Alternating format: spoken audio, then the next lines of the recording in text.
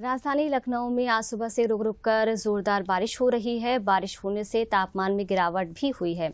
आंचलिक मौसम विज्ञान केंद्र लखनऊ के अनुसार आज राज्य के अनेक स्थानों पर बारिश और गरज के साथ बौछारें पड़ने की संभावना है। पश्चिमी उत्तर प्रदेश में 1 या 2 स्थानों पर भारी बारिश और पूर्वी उत्तर प्रदेश में कई स्थानों पर बारिश से बहुत भारी बारिश होने के आसार हैं। इसके साथ ही पूर्वी उत्तर प्रदेश में कई स्थानों पर 40 से 50 किलोमीटर प्रति घंटे की रफ्तार से तेज हवा भी चल सकती है।